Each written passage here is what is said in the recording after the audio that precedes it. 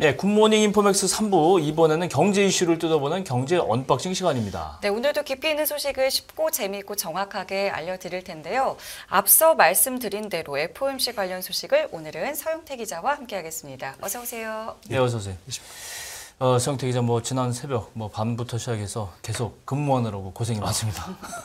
드디어 이제 1년에 8번, 이제 7번째죠. 1년에 8번 열리는 이제 미국 FOMC가 이제 열렸는데.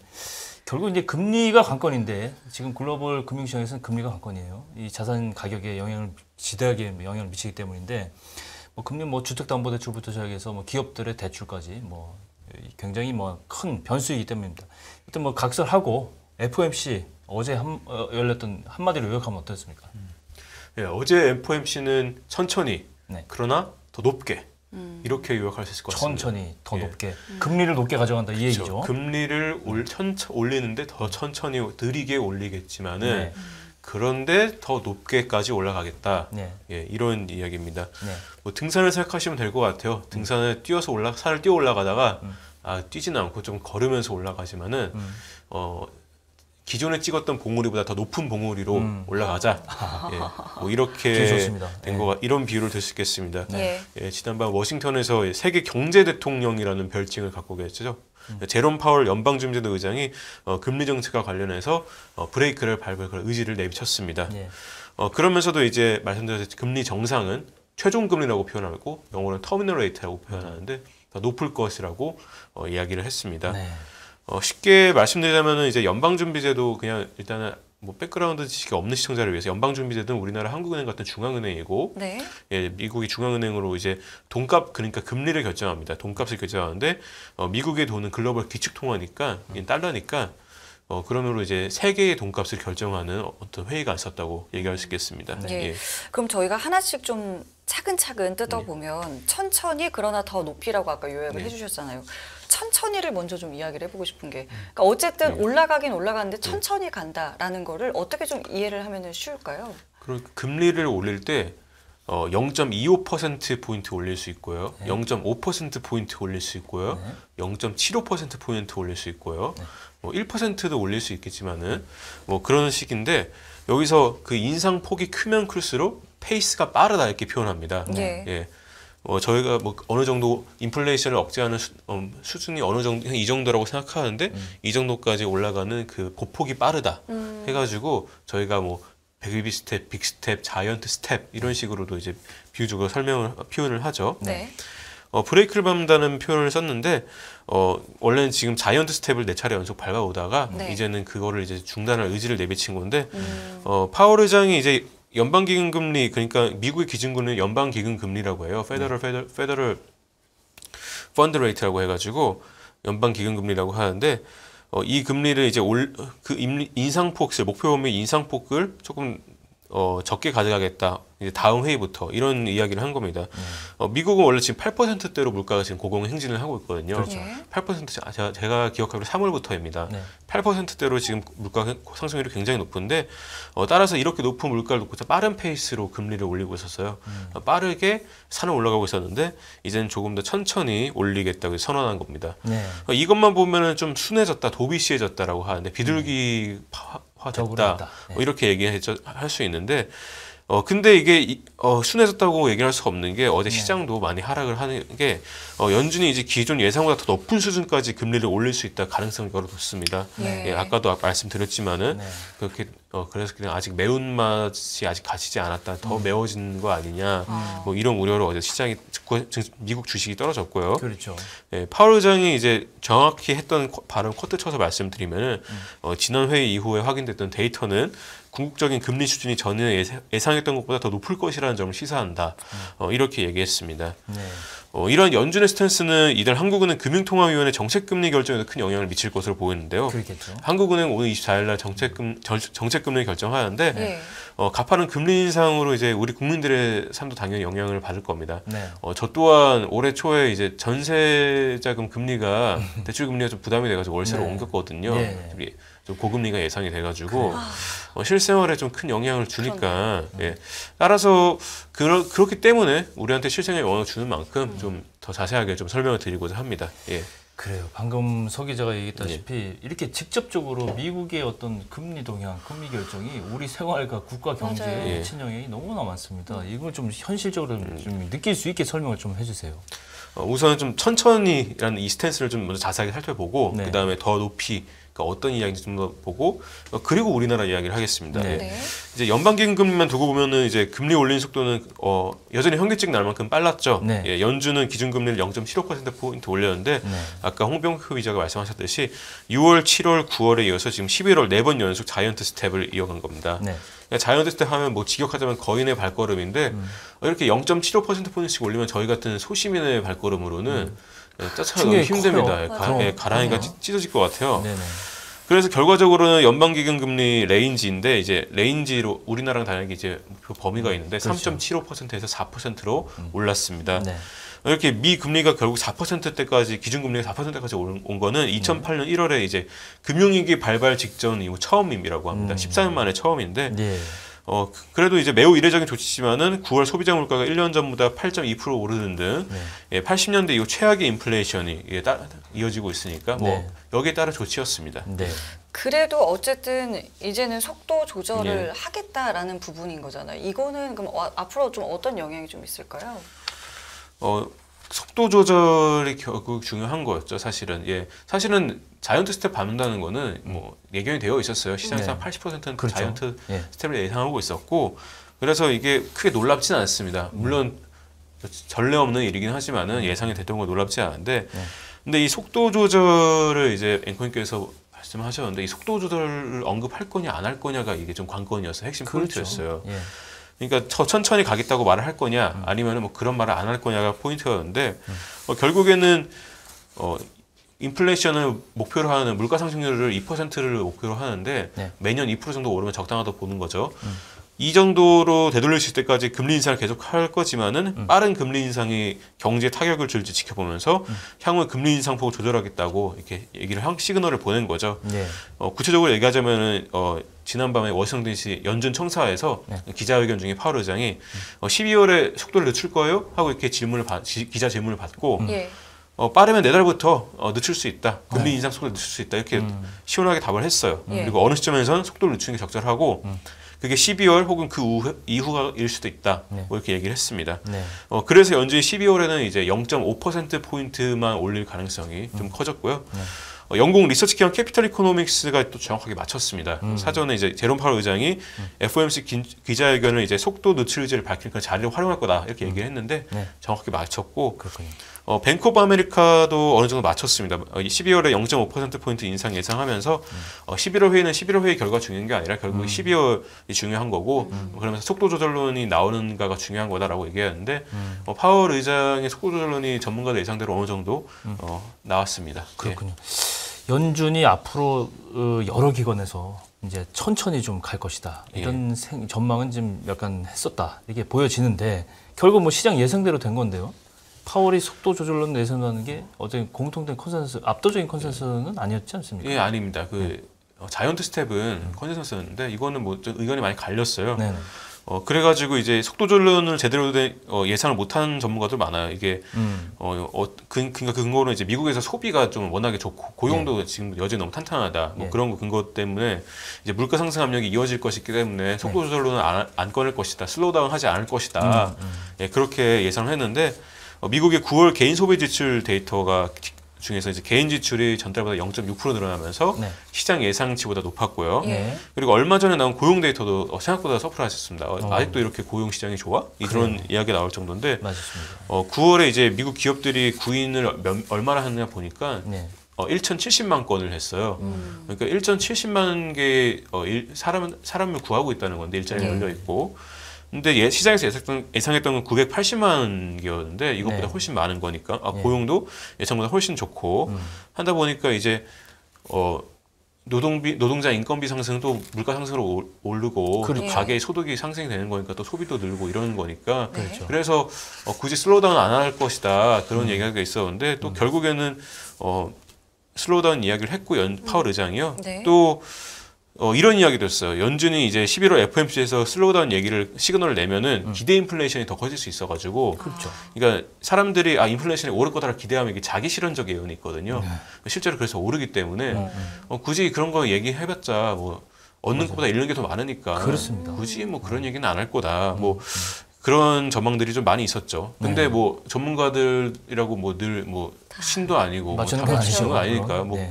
아무튼 파월은 속도 조절론을 얘기하느냐, 얘기 안 하느냐 중에서 얘기하느냐의 전문가들의 어떤 편을 들어준 것 같습니다. 예. 그렇다면은 그 더 높이 가겠다라고 예. 한 부분은 사실 그 전에는 어떻게 좀 전망이 됐었었나요? 방금 전까지 이 천천히에 대해서 속도 조절론에 대해서 이렇게 말씀을 드렸는데 예. 더 높이라는 거는 저도 이제 생각을 못 하고 있었어요. 네, 저도 사실 어젯밤에 기다리면서 네. 과연 좀 천천히 가겠다. 뭐 스몰러 레이트 하이크를 그러니까 더 작은 인상폭을 얘기하는가 이것만 보고 있었는데 네. 이게 더 높이 가겠다는 거는 저도 예상을 못했고 시장도 예상 못했던 것 같습니다. 연준이 이제 9월 FOMC에서 예상 못했던 게 내년 상반기까지 금리 1.5%포인트 추가 인상한다는 걸 시사를 했거든요. 네. 그러니까 기준금리가 4.5에서 4.75 정도를 얘기를 한 거예요. 예. 근데 파월 의장이 이제 얘기한 거는 5%를 넘을 수 있다는 걸 얘기한 거예요. 그렇죠. 4.75가 그거보다 더 아니라. 높게 한다 예. 그랬으니까. 예, 5% 사실은 5% 이상일 수 있다는 보도가 간간히 나오긴 했어요. 저도 간간히 외신 보도를 보긴 했는데 네. 뭐 생각은 안 하고 있었는데 파월 의장은 기자회견 때 지난 회의 이후에 9월 회의 이후에 확인된 데이터가 너무 강했다. 맞아요. 그래서 궁극적으로는 올라가야 된다. 뭐 이렇게 얘기한 거고 네.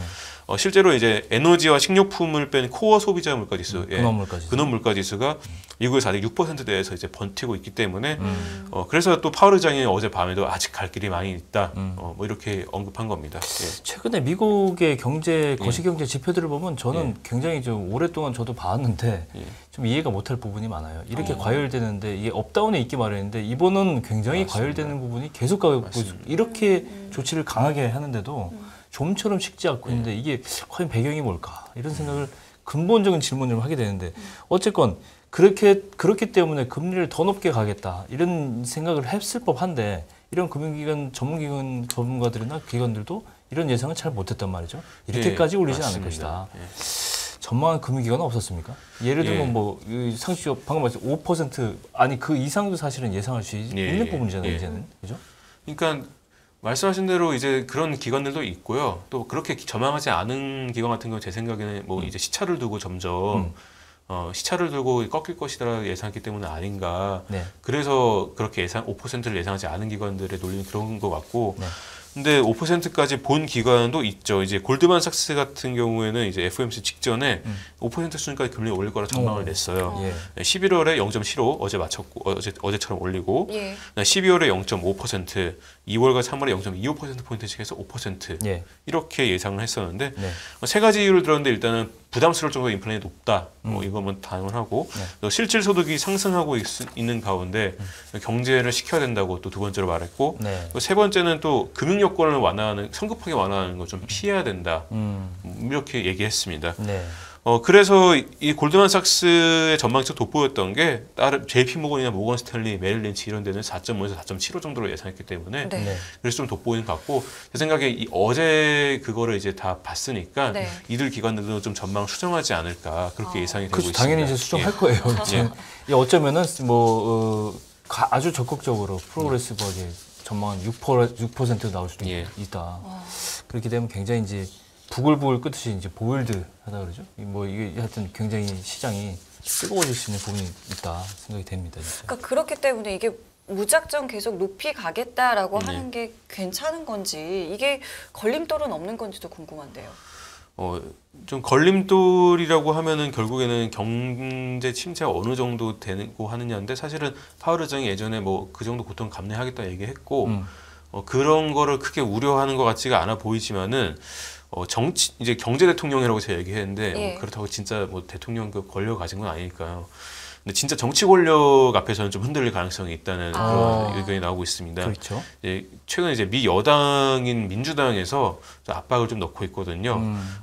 셰러드 브라운 상원 은행위원장은 지난 25일 날 과도한 금리 인상으로 실업자가 증가할 수 있다. 이렇게 서한을 파월에게 보냈다고 하고요. 네. 또 존 히켄루퍼 민주당 상원 의원은 연준이 5차례 연속 금리를 올린 뒤에 경제 성장이 저해되고 미국 가정에 피해를 주고 있다고 이렇게 비판을 했습니다. 이런 미국 정치권의 경기로도 완전히 또 틀린 말은 아니에요. 그렇겠죠. 예, 왜냐하면 파월 의장도 인정을 하거든요. 네. 지난밤에 미국 경제가 작년보다는 크게 둔화했다 얘기를 했고 또 경제 연착륙은 어려울 거라고 생각한다 얘기했습니다.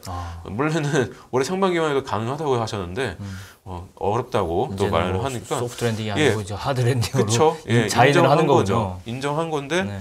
그러면서도 인플레이션이 확실히 내려오는지 확인을 해야 할 필요가 있다면서 선을 그었고 결국에는 중앙은행 가장 큰 책무인 인플레 물가 잡기를 확실히 하겠다고 얘기를 한 겁니다. 예. 이게 이제 딜레마가 근데 이게 아무리 이렇게 금리를 높여도 방금 실업 지표를 얘기했는데 이 실업 지표는 크게 나쁘거나 그렇진 않은 거잖아요 지금요. 그렇죠. 예? 그러니까 민주당이 이렇게 미국 민주당이 얘기하는 것도 사실은 그렇게 될 수 있는 우려를 얘기하는 거지. 지금 아무리 이렇게 금리 높이고 압박을 해도 꼼짝도 안 해요. 미국 경기가 좋다는 거죠. 근데 이제 이렇게 계속되면은 시간 문제이긴 하겠지만 점점 더 미국 국민들의 생활이 피폐해진다. 이런 우려는 당연히 할 수 있는 거예요. 금리가 높아지고 미국은 우리나라보다 더 이제 주택 대출이 많고 또 뭐든지 렌트해서 대출로 이렇게 해서 레버리지로 해서 뭔가를 사고 또 투자를 하는 나라인데 이렇게 됐는데 지금 이 정도 금리에도 아직까지 거시 지표들은 반응하지 않고 있다는 거는 좋게 생각하면 미국 경제가 아직은 탄탄하다는 거고 그렇기 때문에 물가가 앞으로 더 오를 수 있다는 생각을 가질 수 있는 거고 그러면 FOMC나 패드는 계속 물가 잡아야 된다는 이 고정관념이 더 강해질 수밖에 없다. 이게 악순환인 거 아닌가 그렇게 생각이 듭니다. 근데 뭐 그런 경제 지표들이 좀 후행하는 성격이 있다는 점을 좀 사실 물론 그렇죠. 생각을 해야 될 것 같고 예, 그리고 뭐 미 정치권에서 이야기하는 것도 좀 선거를 앞두고 이야기하는 부분도 있지 않는가. 그러니까 그 선거가 11월 이제 8일 날 중간 선거가 있는데 네네.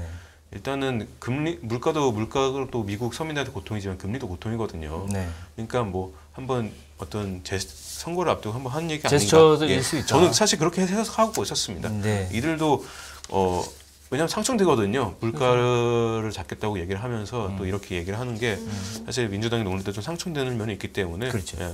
그걸 그냥 얘기를 한 거 아닌가 생각하고 그렇군요. 예.